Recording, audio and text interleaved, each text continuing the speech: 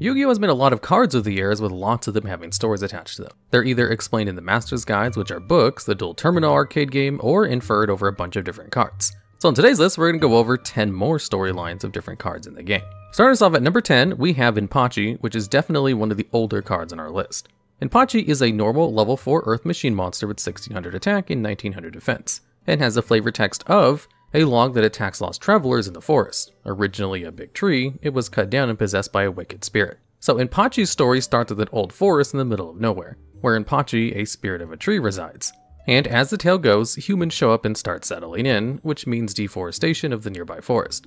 And what would happen is that people would mark the trees with numbers depending on their quote-unquote size and strength. And Inpachi was marked with number 18. Don't ask me how they measure the strength of a tree, because I don't really have any clue. So, when the deforestation started, Inpachi had to watch all of his fellow trees get cut down and destroyed. This didn't sit too well with him, as you could probably imagine. So in a desperate attempt for revenge after it got cut down, Inpachi summoned an unnamed evil spirit that took over his will for revenge. And after he was cut down, Inpachi rose up and took his revenge on the people who cut down his forests. But that was just the first of his many victims. On his path of revenge against all those who reside in the forest, he crossed paths with quite the unlikely duo, a giant lizard and a captain. So a fierce battle broke out between Inpachi, Gagagigo, and the Marauding Captain. And if you could imagine a tree golem facing down a giant lizard and a phenomenal swordsman, it didn't turn out too well for Inpachi. The final blow was dealt to Inpachi by Marauding Captain, as seen with the card Double Attack. But this isn't the end of Inpachi, as he gets back up after the Captain and Gagagigo leave the wooden golem. Venturing further into the forest, he runs into Chopman, the desperate outlaw. And like the Captain and Gagagigo, a fight breaks out. This time with his opponent being a fire user, and well, fire against wood never really goes well, which is what we see in the card artwork for Backfire. But still fueled by revenge, Inpachi rose again as he burned to turn himself into Blazing Inpachi. This version of Inpachi is a fire pyro monster with 1850 attack and 0 defense points. The Blazing Wood Golem still continues through the forest and encounters a familiar foe, or foes in this case. Blazing Inpachi has a rematch with Marauding Captain and Gagagigo while they're fighting the Invader of Darkness. Now with Inpachi being ablaze, he might stand a chance. Their fight is shown in the card's United Front and two-man cell battle. But unfortunately for Inpachi, he loses once more and the fire finally consumes him, and Inpachi now becomes Charcoal Inpachi, a charred corpse. A level 1 Pyrodoro monster with 100 attack and 2100 defense. Despite Inpachi's best efforts to get revenge for his fellow trees of the forest, his lust for revenge took things too far. But this isn't the true end for Inpachi, as an evil scientist Kozaki took what was left of Inpachi for his own use to create Woodborg Inpachi, a mechanized robot version of Inpachi to continue his vengeance spree. But again, like when the upgrade, it didn't help as he lost again, as shown in Kickfire. And that concludes the story of Inpachi. From a simple tree spirit that wanted to only seek revenge for his forest getting destroyed, to a possessed tree spirit that refuses to let go for one reason or another. Inpachi is only number 10 because Inpachi itself is pretty weak in all of its forms, unlike the next one on this list that grows into quite the monster. And today's video is brought to you by HelloFresh. HelloFresh is a meal planning service that sends you meals. All you need to do is follow their easy-to-follow instructions, have a basic level of cooking skill, and you're pretty much good to go. The main benefits of using a meal planning service like this is that you don't have to use any wasted materials when trying to cook new recipes, because stores rarely let you buy only the exact portions you need. Personally, since I've been weight training, I really want to get serious in the new year with my nutrition to see better results. And with HelloFresh, eating well in the new year will make this more stress-free, with the bonus that the food is actually good too. With over 35 weekly recipes, they have the options you're looking for to help you achieve your goals. They even have specific recipes like Calorie Smart and Carb Smart recipes that fit my nutrition plan perfectly. You can even customize selected meals by swapping proteins or sides, upgrading your proteins, or adding protein to a veggie dish. Use my link or go to HelloFresh.com and use the code POGTDLJAN21 for 21 free meals, plus free shipping. Once you click my link, the description will live update to count the number of purchases. And at number 9, we have Petit Dragon, a level 2 normal monster that has the Win attribute and is Dragon type, with a pretty poor stat line of 600 attack and 700 defense, and the flavor text that reads, a very small dragon known for its vicious attacks. It doesn't seem like the flavor text is true with the low attack points. But don't worry, the story of Petit Dragon has the dragon rise to power. So let's get started. So, Petit Dragon, as I mentioned, is pretty bad in terms of stats, but the dragon was motivated to get stronger. And one day, Petit Dragon encountered Worm, the Wind Charmer, and both of them shared the same goal of growing in strength. And after a long training arc, they both part ways with a new goal for Petit Dragon, to breathe fire like other dragons. Hearing a legend that eating a mythical plant called firegrass would allow such a feat, Petit Dragon set off on its quest. venturing through peerless lanes and eventually racing a volcano where the firegrass was said to grow. But things didn't turn out well for our small dragon. Rather than let Petit Dragon breathe fire, the firegrass consumed Petit Dragon and transformed it into Dark Fire Dragon. Eventually, seeking more power, Petit Dragon, now Dark Fire Dragon, went in search of it and eventually found some allies. Dark Fire Dragon came across 4 other dragons that shared the same goal of growing stronger. Each of these dragons represented the fundamental attributes of the world: earth and wind, water and dark, and so on and so on. They combined their powers to become the 5-headed dragon. Petit Dragon achieved its search for power and became one of the strongest monsters in Yugioh lore, as there aren't any cards that have a higher attack point value that isn't a question mark. But with all that power, the 5-headed dragon couldn't rest as there was one last foe in the way: the Dragon Master Knight. There was a massive clash between the two big monsters. Eventually, 5-headed dragon was defeated by the Dragon Master Knight, and in its loss, the dragons separated and the Dragon Master Knight sealed the dragons into different items. A Petit Dragon was sealed into a blade, which became Salamandra. Nobody could tame the power of the sealed dragon of the blade until the Flame Swordsman came across the blade. The Swordsman claimed the Darkfire Dragon, and now they are an unstoppable force. Or at least the theories online like to tell. Most of the theories don't account for Petit Dragon's appearance in the Law of the Normal cards, or mention Ranru or Awakening of the Possessed, Rasa Ranyu, 2 evolved forms that came out with a new Charmer support. Also, in case you're wondering why it battles the Dragon Master Knight as the 5-headed dragon, since there's no card artwork that actually shows this, well, that's just an anime reference. And following the trends of the companions of the Elemental Charmers, next up is Gagagigo, a level 4 normal water reptile monster with 1850 attack and 1000 defense. Unlike the previously mentioned Petit Dragon, Gagagigo is evolved from one of the Charmer companions, Gigabyte. And that's where the story starts, with Gigabyte and Iria, the water charmer. Gigabyte was quite the small fry and was constantly being hunted. One day, Gigabyte was being attacked by some evil plants, and rather than Gigabyte's story ending right then and there, Iria saved Gigabyte from the plants. And after being saved, Gigabyte decided to join Iria on her quest for strength. And after some time, like a Pokemon, Gigabyte evolved into Gagagigo. And after its evolution, Gigabyte and Iria parted ways, and that's where the story of Gagagigo truly begins. Gagagigo went on a quest to get stronger. After some time traveling and training, Gagagigo runs into Goblin Attack Force. And for some reason, the Goblin Attack Force chooses the worst place to fight on, that being an icy lake. And Gagagigo, being quite the skilled skater, makes quick work of them. In a forest, Gagagigo comes across a military camp, and Captain is cooking up quite the meal. Hungry after his defeat of the Goblin Attack Force, Gagagigo tried to approach the camp for a snack. And after stealing some, freed the brave wanderer who was really looking forward to the stew, took on the thief in a fight. The fight got so intense that a portal to a different dimension opened up. Although there is official reason as to why the dimensional prison opened, but my theory is that it was an attempt at an assassination of Freed by the Invader of Darkness, as there was a big rivalry between the two, which we'll get into in a second. Gagagigo found himself wandering a graveyard in this different dimension, but eventually Gagagigo ran into the person who sent him there, the Invader of Darkness. And impressed with the strength of Gagagigo, he became a general in Invader of Darkness's army. In their conquest, Gagagigo got betrayed and ended up teaming back up with the Marauding Captain against both Blazing Inpachi and Invader of Darkness.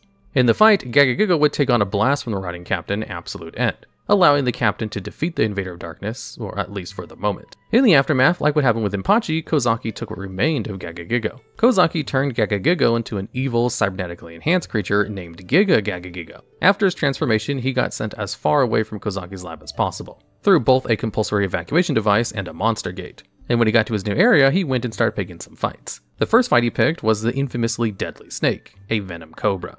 And after his fight against the cobra, he continued and set his sights on a familiar face, Freed the brave wanderer. But the fight didn't turn out well for Gagagigo, and his enhancements went haywire and broke off, turning him into Gagagigo. In this new, equally crazed form, he continued his revenge spree once more. He then set his eyes on Freed the matchless general once more, but was stopped by his old companion, Marauding Captain. Appealing to the being he once called friend, Marauding Captain brought Gagagigo back to his senses, which purified his soul into Gagagigo the Risen, a vanilla rank 4 Xyz monster with the same stat line, but the story doesn't end there. After they part ways, Gagagigo is confronted by another Xyz monster, Swordbreaker. And in this confrontation, using Xyz's coat, Swordbreaker stole all of the Xyz materials of Gagagigo the Risen as seen in Overlay Capture. And unfortunately, this is where we see the end of Gagagigo for now. Next up is the most simple of cards on our list, Skull Servant. A level 1 normal zombie monster with 300 attack and 200 defense with a flavor text, a skeletal ghost that isn't strong but can mean trouble in large numbers. And prior to 2014, Skull Servant was essentially alone. But when Master Rule 3 came out, not only did his story get fleshed out more, but he became part of a big family, which led to the White Archetype's creation. Our story starts with a fight between rulers of what essentially is the underworld of Yu-Gi-Oh! There was Dark Ruler Hades and the Dark King of the Abyss. And rather than fight head-on, they each had armies of followers fight for their sake. as Hades used an army of reanimated skeletons. In the endless fighting between the two, one of the skeletons would sneak off, wanting to rest by a tree. Eventually, after some time and a graveyard was built over the top of the forest, Skull Servant's rest would be interrupted and he would be reawoken by Spirit Caller. But rather than awakening just our main character, she awakened a trio of Skull Servants. This didn't bode well for the Spirit Caller and something went wrong, and there was a bit of a mishap at the resting place. And for some reason, the universe felt bad for our Skull Servant, so it decided to give the Skull Servant a new chance at life. With this new chance, he rose up and vowed to be king. Now, slightly shifting the story to outstanding dog Marin, which I already talked about in another video. But long story short, Marin got left waiting for way too long and became Skull Dog Marin. Eventually, Skull Dog would take a bite off of our King of Skull Servants. Amusing the king, the two became inseparable best friends. After some time, the King of Skull Servants would encounter more wights that had been awakened, and adopt them into his family. The family grew in size and now was made up of his wife, White Prince, White Princess, and White Mare. The family has their own fun adventures and even learned how to play Yugioh, which might be fourth wall breaking. I'm not too sure. But at one point, the king wants to go on vacation to the overworld with his family, but gets stopped and checked. But eventually, they make it through and have quite the picnic and some nice roasted potatoes. And that's the last we hear of the king. But it's a fitting end, going from nothing to a king to starting a family and then enjoying a nice roasted potato. And at number 6, we have the Goblin Attack Force, which is a level 4 Earth Attribute Warrior monster with a surprising 2300 attack and no defense. It has the effect that if it attacks, the monster changes its defense position until the end of the next turn. With one of the highest attack point values a level 4 monster can have, outside of a few exceptions of 2400 attacks, the negative effect isn't too surprising. According to the lore, the low defense point value is because the goblins tire themselves out after attacking and fall asleep. Although there isn't much of a coherent story with the attack force, as they typically are the butt of jokes, as they're either attacked or get hurt pretty badly from other card effects. Some of the most common examples of this are non-spellcasting area, where the attack force try to attack the Gemini Elves and it backfires pretty strongly, or in Micro Ray, where they get shrunk. But it doesn't stop there, as it seems they can't really escape getting into some rough situations, like Earthquake or Hammershot. The worst scenario is when they find themselves in Zombie World in front of the soul-absorbing Bone Tower, and promptly have their soul sucked out of them. How they made it out of there, I have no idea. But I think that was the last straw, as in the card art of Token Thanksgiving, you can see the attack force handing out scapegoats as they shedded their armor. I think it's a well-earned rest and a conclusion to their misfortune, kind of like the Skull Servants. Next up is the ragtag bandit group called the Dark Scorpions. This is essentially a bandit group that has 5 members that are all monsters that have the effects that when you deal damage to your opponent, you get to choose one of 2 effects. So let's dive into each member and then their story. First is Chick the Yellow, who can either return a card to the hand or look at the top card of your opponent's deck and keep it at the top or send it to the bottom of their deck. Next is Cliff the Trap Remover, that can destroy one spell or trap on the field or mill 2 cards from your opponent's deck to the graveyard. Then there's Gorg the Strong, that can return an opponent's monster to the top of their deck or mill one off your opponent's deck. Next is Mine the Thorn, which can search another Dark Scorpion from your deck or graveyard. Last, and the leader, is Don Zalug, which is infamously known for its first effect to discard a random card from your opponent's hand or mill 2. Don Zalug's effect was notoriously abused back in the early days of the game, as that effect was very good and not that hard to get off, and it was even limited for a bit for being so strong. Each member has their own quirks and specialties. Don Zalug is flexible and is great at escaping traps. Cliff is great at removing and disarming traps, and Chick is brave, I guess. The timidity artwork shows him being brave and venturing into a tomb despite being terrified. And rather than have a super in-depth story, there's just a few cards that show off their exploits. Their first big score was against the Upstart Goblin, and the only other artwork that really shows off the Dark Scorpions is Muster into the Dark Scorpions, which apparently, according to the lore, explains that they love striking poses and doing group poses after every meeting. Next up is the icon of the warrior type, Marauding Captain, a level 3 Earth Warrior monster that has 2 effects. A taunting one, where your opponent has to target Marauding Captain first for attacks, and then the other, more prominent effect, to special summon one level 4 or lower monster from your hand when it's normal summon. His service as a captain started the army of Freed the Matchless General as his second in command and personal chef. And in their many conflicts, they tend to run into previously mentioned Goblin Attack Force and get into several other conflicts. The captain also ran into the first iteration of Inpachi, but Inpachi was dealt with pretty swiftly in double attack. Eventually, Marauding Captain gets exiled by the army. To find his way back, he decided to take on some other champions, and the first of which was Despair from the Dark, which we can see in the card Staunch Defender. Continuing, he found himself in a wasteland and not alone, with a new ally, Warrior Lady of the Wasteland, and they made a pretty strong team, taking on the Terror King Archivine, but it didn't turn out well for the captain as he got pretty badly wounded, losing 2 of his swords. Somehow surviving, he went back to his mission. Continuing his journey, he runs into Gagagigo, and together they next face the foe that was the Invader of Darkness, a longtime enemy of his superior, Freed. And in their famously known fight, Gagagigo took a blast at the captain, allowing him to deal the final blow to the Invader of Darkness. and this is where the captain returns to Freed as a champion with reinforcements of the army. And again, this is where the ending of Gagagigo's story comes into play, where the captain essentially knocks some sense back into Gagagigo with memory of an adversary, which helps him become Gagagigo the Risen. And at number 3, we have a story of one of the newer archetypes, the Sky Strikers. The main monster and main character of the story is Sky Striker Ace, Ray, a level 4 Dark Warrior monster that can tribute itself to special summon one Sky Striker X-Strike monster, and while in the graveyard, you can special summon Ray if another Sky Striker Link monster leaves the field. This effect is pretty cool since the Sky Striker Link monsters are all Sky Striker Ray in different mechanized armor sets for different scenarios, but we'll get into that in just a second. So the story of Ray is that of one of the Sky Striker armor suits, which are military technology to essentially make a one-man army, and Ray is the lead of this with her blade, the Sky Striker. She has 4 different sets of Sky Striker Ace armor, and puts them on as she goes through special gates. So let's take a look at the 4 modes of the Sky Striker Ace armor. There's Kagari, which lets her wield 8 different blades that allow an endless onslaught of slashes. There's Shizuku, which is a defensive armor, which creates barriers. Next is Kaina, which is specialized for close combat with 4 giant fists. And last is Hayate, which was made for long-range combat with her giant railgun. Each of the suits has an ultimate move called Maneuvers, which overclock the suits for powerful and devastating attacks. On top of her Sky Striker Ace armor, Ray has a bunch of other tools to help her on her assignments that all stem from her floating fortress, the Sky Striker Mecha Armory Hercules Base. Her main additional tools are the Eagle Booster, the Widow Anchor, Shark Cannon, and Hornet drones. During the mission, Ray saw another girl on the battlefield who looked like a copy of her, but more sinister. Turns out the enemy managed to create their own version of the Sky Striker mechs, and their fight was pretty toe-to-toe at first, but Rose would summon her own Sky Striker armor called Zeke. Then, in a desperate attempt at victory, Ray used the ultimate move of the Kagari armor at the cost of the destruction of her beloved armor. But in victory, she held the defeated Rose to find a new enemy looming over the horizon. And that's when the story ends, with the two facing off against this new threat. But with potentially new support for the archetype coming out soon, and of course the manga they created, the story will go on. And although Sky Strikers are a good archetype, the next card on this list were a bit stronger during their time. Next are the Tier 0 Spyral monsters, and our main character in the story is Spyral Super Agent, a level 4 Earth Warrior monster that has the effect that while in your hand, you can declare one card type, reveal the top card of your opponent's deck, and if it matches a declaration, you can special summon Super Agent. Then, if it's special summoned by a Spyral card, which yes, its effect counts as one, you can destroy one spell trap card your opponent controls. But that's not why the Spyral cards were good. It was due to their amazingly high consistency, got several negates on board, and could out multiple monsters with spell speed to destruction during your opponent's turn. But this was back in 2017, so times have changed. Regardless, it's no easy feat being a Tier 0 deck at any point in time. But now to the story. Essentially, Spyrals is a spy organization. Working out of their command center, they have a small team of spies that complete several missions to keep the peace. There are 5 main members of the Spyral team. First, as we mentioned, was Super Agent. Then there's Spyral Tough, which is the muscle of the team. Quick Fix and Master Plan are both back-end support, where Quick Fix creates gadgets and tools for the agents to use in the field, while Master Plan is the commanding officer, giving out missions and keeping the organization afloat. Last but not least is Spyral Sleeper, the former mentor and partner of Spyral Super Agent. When the story of the Spyral card starts out, Sleeper is actually MIA, or missing in action, as he was sent to an enemy nation but never returned. After finding out where Sleeper was being held captive, all agents were called back for a rescue mission. Quick Fix built some new gadgets and tools to help the agents with Spyral gear. Specifically, there was a drone, a pretty speedy car, a utility wire, and more. On their mission, they're also accompanied by other agents, Spy Gal Misty and the undercover resort staff. On their way to rescue Sleeper, they had to fight through a ton of enemies. At this time, they went with a full-on assault.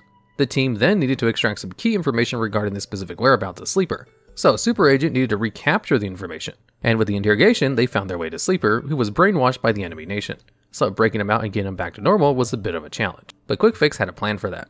See, he also prepared for this with some gear. With the power of a power gauntlet and a power suit, they managed to free Sleeper, and the dynamic duo Sleeper and Super Agent reunited once more. Now, the last card on the list is a little on the unknown side, where not a lot of people know that it exists or what it does. And this, of course, is the Pot of Greed, which can let you draw 2 cards from your deck. And all jokes aside, there's some pretty interesting lore for a fan-favorite spell card. So the Pot of Greed is actually home to a couple of spirits. The main 2 that we know of so far are the Spirit of the Pot of Greed, which is an angel that likes to visit the pot, and the Avatar of the Pot. The presence of these spirits in the pot further accentuate the greediness of the pot to the point where its depths are endless, like a vacuum as shown in Panic Shuffle. This vacuum is so strong that even through the nose of the Pot of Greed, it can suck loot in. What makes Pot of Greed so interesting, however, is what happens after you reach into the pot. According to the lore of Master Guide 2, the pot explodes once you retrieve something from inside of it, and the explosion can actually kill you by shock. This made Pot of Greed in the lore world of Yu-Gi-Oh! A banned object, which you can see in Mistaken Arrest, alongside other well-known banned cards like Graceful Charity or Sandgan. What's even more interesting is the one person who survived the Pot of Greed, the Upstart Goblin. The upstart goblin started out as a real estate goblin who amassed quite the fortune. Eventually, there was a big market crash, which didn't turn out well for him, as he lost everything. But once he was down, he got kicked again as the Black Scorpion gang robbed him what little he had left. Having nothing, he had to beg on the streets for anything. But learning from his past mistakes, and with a spark of inspiration from the Dark Scorpions who robbed him, he stole both a jar of greed from a supply cart walking by and the pot of greed. He then tried to sell the stolen goods, but this didn't go too well as he got fined, as the handles of both the pot and jar fell off, as you can see in the artwork of Fine. The upstart goblin didn't have enough money and got sent to prison. Once released, he gave up his dreams and had a fresh start working as a mass production factory for Moki Mokis. But there wasn't just one pot of greed, as the upstart goblin found another in the factory, and like before, he sold it to a pot merchant. And although it's not stated, this gets him to quit his job at the factory and is now a housekeeper. In his housekeeping duties, he has to do some gardening. And while cutting the grass, he runs into a sinister serpent, and he somehow managed to capture the serpent in a pot of greed. Looking to sell both the pot once more and the sinister serpent inside, the serpent had a bit of revenge and attacked him at the market. And in the attack, the pot of greed broke into two pieces, one of which became the shard of greed and the other became Jackpot 7. And unfortunately, that's all we know right now for the story of the Pot of Greed. Although I'm kinda glad there isn't more story, as that means there will be more cards like the Pot of Greed. Regardless, it's nice that Konami gave a bit of lore to one of the most iconic cards in the game. Alright, and that's it for our list. Are there any more card storylines you'd like to see? Or just have any ideas for other similar videos? If so, please let us know down in the comments below.